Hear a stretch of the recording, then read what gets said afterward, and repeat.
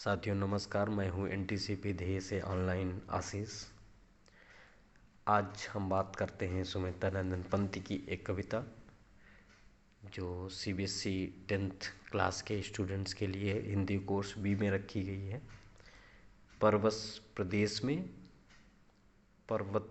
में पावस ऋतु। सुमित्रानंदन पंत साथियों 20 मई 1900 ईस्वी को उत्तराखंड के कौसानी जो अल्मोड़ा जनपद में पड़ता है वहाँ पंत जी ने जन्म लिया था और ये जन्मतः प्रकृति प्रेमी थे।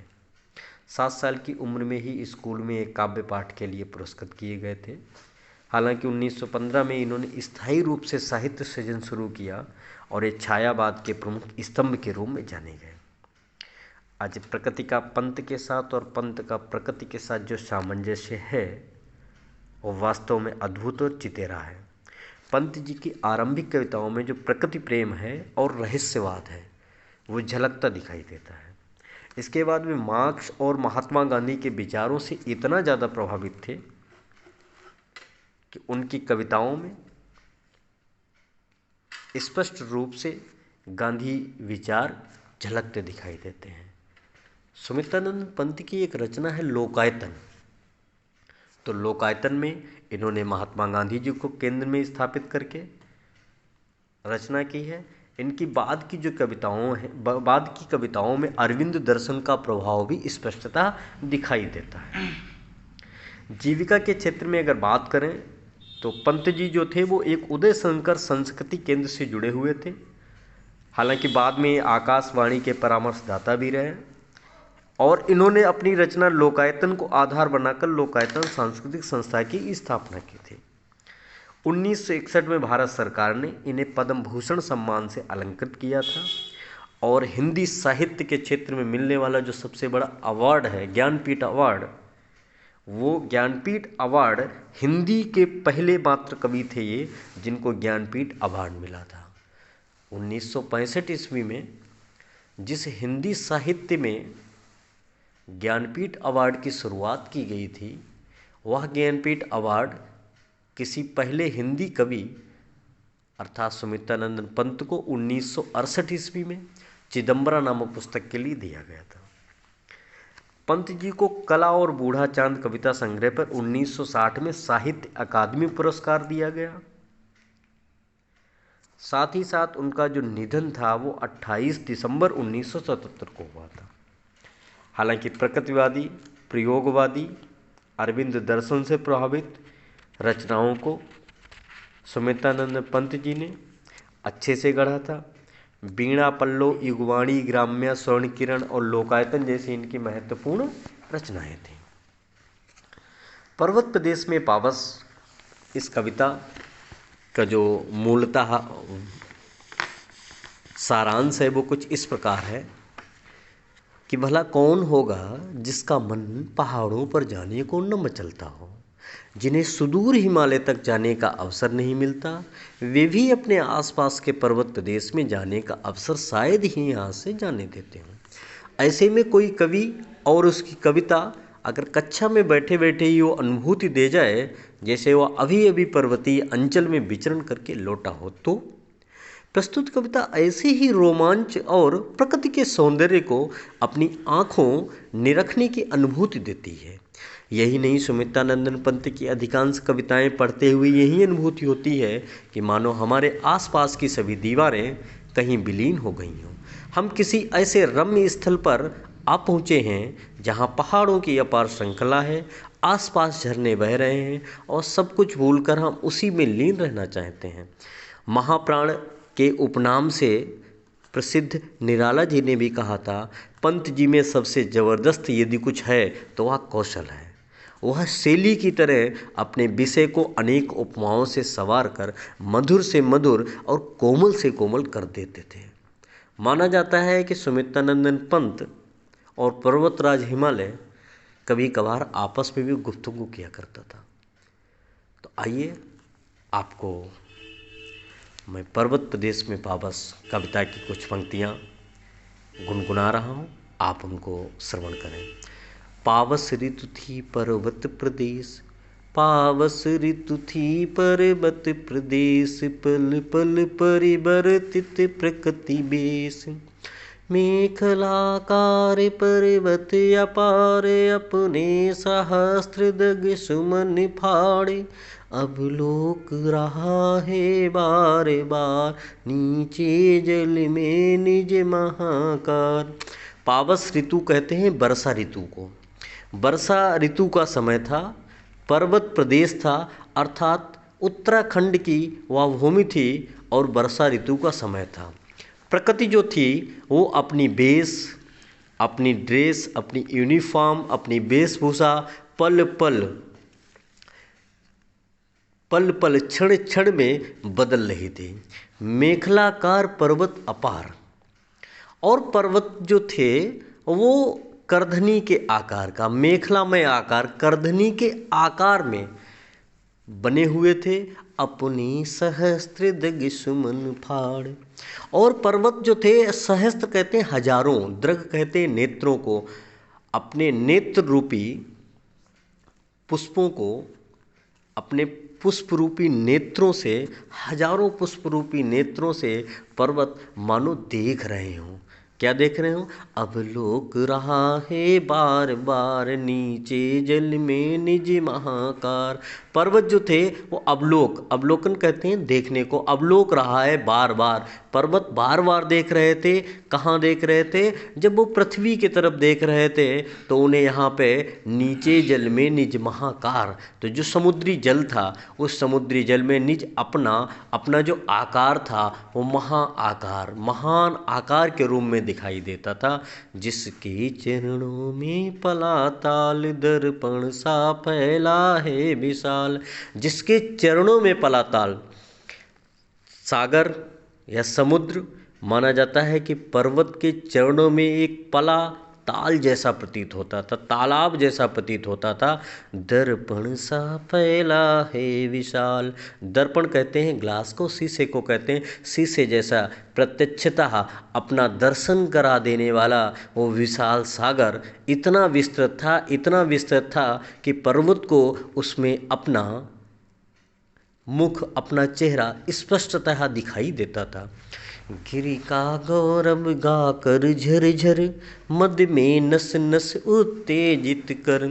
मोती की लड़ियों से सुंदर झरते हैं झाग भरे निर्जर।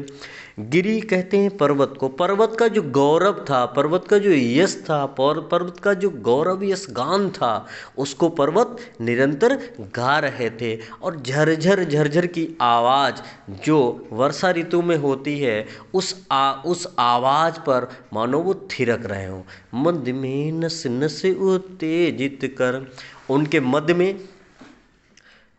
मद में वो नस नस उत्तेजित कर, वो इतना ज़्यादा अपने आप को अभिमानित महसूस कर रहे थे कि मोती की लड़ियों से सुंदर झरते हैं झाग भरे निर्जर। और वो मोती की लड़ियों के समान सुंदर झरते हैं झाग भरे निर्झर। जैसे झरनों में झाग उत्पन्न होता है, वैसे वे झरते हैं झाग भरे निर्झर। गिरिवर के उर से उठ उठ कर, उच्चाकांक्षाओं से तरुवर है झांक रहे नीरव नभ पर, अनिमेष अटल कुछ चिंता पर। गिरिवर के उर से उठ उठ कर, गिरिवर कहा जाता है उस पर्वतराज हिमालय को, उर कहते हैं हृदय को, तो गिरिवर के हृदय से उठ उठ कर, उच्चाकांक्षाओं से तरुवर। और जो पृथ्वी पर स्थित जो तरुवर हैं, जो वृक्ष हैं, उनकी जो उच्च आकांक्षाएं हैं, इच्छाएं हैं झांक रहे नीरव नभ पर, हैं झांक रहे नीरव नभ पर। नीरव नभ कहते हैं शांत आकाश को। वो कहीं न कहीं जो पेड़ पौधे थे वो अपनी उच्च आकांक्षाओं को लिए हुए आकाश की तरफ, जो शांत आकाश था, शांत आकाश की ओर निहार रहे थे। अनिमेष अटल कुछ चिंता पर, अनिमेष उसे कहते हैं जो एकटक देखता है, जो पलक को भी एक सेकंड के लिए भी जो झपकता नहीं है, जिसका पलक, उसे अनिमेष कहते हैं। अनिमेष अटल कुछ चिंता पर अर्थात वो चिंतित था, चिंता में डूबा हुआ था। उड़ गया अचानक लो भूधर, फड़का अपार पारद के पर। और इतने में मानो उड़ गया हो, अचानक लो भूधर, भू अर्थात पृथ्वी, धर मतलब धारण करने वाला, पृथ्वी को धारण करने वाला, अर्थात भूधर जो है वो पहाड़ या पर्वत का पर्यायवाची होता है। इतने में उड़ गया अचानक लो भूधर, इतने में देखा तो माना कि पर्वत उड़ चुका हो। फड़का अपार पारद के पर, और पर्वत जब कोई उड़ता है तो ऐसे फड़फड़ाते हैं उसके पंख। पर मतलब पंख, पारद का मतलब पारे के समान धवल एवं चमकीले पंख के साथ वो उड़ गया हो। रव शेष रह गए हैं निर्झर है, टूट पड़ा भू पर अंबर। रव शेष रह गए हैं अर्थात ऐसा माना जाता है कि निस्तब्ध वातावरण में केवल चारों ओर शांति ही शांति दिखाई देती है, केवल आवाज़ का रह जाना, केवल आवाज़ ही रह गई है, बाकी सब कुछ मानो है टूट पड़ा भू पर अंबर। मानो अंबर आकाश जो है भू पृथ्वी पर टूट पड़ा हो, अचानक गिर पड़ा हो। धस गए धरा में सभय साल, उठ रहा धुआं जल गया ताल। यों जलदयान में विचर विचर था, इंद्र खेलता इंद्रजाल। जब भी कोई आकाश अवनी पर टूटता है, जब भी कोई आकाश पृथ्वी पर टूट पड़ता है तो ऐसा प्रतीत होता है मानो धस गए धरा में सभय साल। जो साल के वृक्ष होते हैं वो भय के साथ, सभय मतलब भय के साथ, धरा में पृथ्वी में धस गए हों। उठ रहा धुआं जल गया ताल। और माना जाता है कि साल वृक्ष जब पृथ्वी यानी पृथ्वी के अंदर, धरा के अंदर जब वो धस गए हैं तो उस समय क्या होता है, उनके धस जाने से उठ रहा धुआं, और ऐसा लगता है आकाश में धुआं उठने लगा है, और जो जल से भरा हुआ ताल था वो जल चुका हो आकाश की गिरने से। यूं जलदयान में विचर विचर, यूं जलदयान में विचर विचर। जलदयान यानी बादल रूपी विमान में, विचर विचर मतलब घूम कर, अर्थात ऐसा प्रतीत हो रहा था कि बादल रूपी यान में घूम घूम कर इंद्र जो हैं वो कहीं न कहीं इंद्रजाल, कहीं न कहीं अपनी जादूगरी को फैला रहे हैं। और ये सब इंद्र जो वर्षा के देवता हैं, इंद्र के माध्यम से ही ये सब कहीं न कहीं जो आपकी जादूगरी है वो कहीं न कहीं इंद्र के ही जाल से, इंद्रजाल से ही मानी हुई दिखाई देती है। इंद्र ने ही जो है वो इंद्रजाल अपना फैला रखा हो, अपनी जादूगरी फैला रखी है। अब आइए बात करते हैं कि इस पे कौन कौन से प्रश्न आपके बन सकते हैं। तो पहला आपका प्रश्न बन सकता है कि पावस ऋतु किस ऋतु को कहते हैं, तो उत्तर आप देंगे वर्षा ऋतु को। दूसरा कहते हैं कि पर्वत प्रदेश कौन से होते हैं, जिन प्रदेशों में पर्वत की छाया रहती है, या जिन प्रदेशों में पर्वत स्थित होते हैं उनको पर्वत प्रदेश कहते हैं। पल पल परिवर्तित प्रकृति वेश, ठीक है, पल पल परिवर्तित का मतलब होता है कि जब भी प्रकृति अपना रूप क्षण क्षण में अपना रूप जब प्रकृति परिवर्तित कर देती है तो उसे हम लोग कहते हैं पल पल परिवर्तित प्रकृति वेश। प्रश्न आपके पूछा जा सकता है कि पर्वत का जो आकार था वो कैसा था, तो करधनी के आकार का था। कितने नेत्र थे, तो पर्वतों के जो नेत्र थे वो सहस्त्र थे, हजारों थे। पर्वत किसमें अपना आकार देखा करता था, तो नीचे जल में पर्वत जो है अपना आकार देखा करता था। पर्वत कहाँ, पर्वत के चरणों में जो ताल फैला था वो किसके समान प्रतीत होता था, वो दर्पण के समान प्रतीत होता था। अगला प्रश्न आपका हो सकता है कि गिरि का क्या गाया जाता था, तो गिरि का गौरव गाया जाता था। क्या गाया जाता था, गौरव गाया जाता था। फिर जो है किसकी लड़ियों से सुंदर थे, मोती की लड़ियों से सुंदर थे। किसके हृदय से उठ उठ कर उच्च आकांक्षाएं जो हैं वो प्रस्फुटित हो रही थीं, तो तरुवर वृक्षों के अंदर से जो उच्च आकांक्षाएं प्रस्फुटित हो रही थीं। कौन अनिमेष था, जो तरुवर थे वो अनुमेष थे, एकटक देख रहे थे। इतनी देर में कौन उड़ गया था? भूधर उड़ गया था। भूधर के पंखों की तुलना किससे की गई है? पारद से की गई है, पारे से की गई है। कौन टूटकर अंबर पर, कौन टूट कर के जो है वो भू पर गिर गया था? अंबर गिर गया था। धस गए धरा में सभे साल, किस प्रकार का वृक्ष जो है पृथ्वी में धस गया था? तो साल नामक वृक्ष जो है पृथ्वी में धस गया था। कौन जलदयान में घूम घूम करके विचरण कर रहा था? तो वर्षा के देवता जो हैं वो इंद्र घूम घूम करके क्या कर रहे थे? विचरण कर रहे थे, विचर रहे थे। पर्वत प्रदेश में पावस ऋतु नामक कविता के रचयिता कौन है? सुमित्रानंदन पंत हैं। प्रकृति का कोमल कविवर किसे कहा जाता है? पंत को कहा जाता है।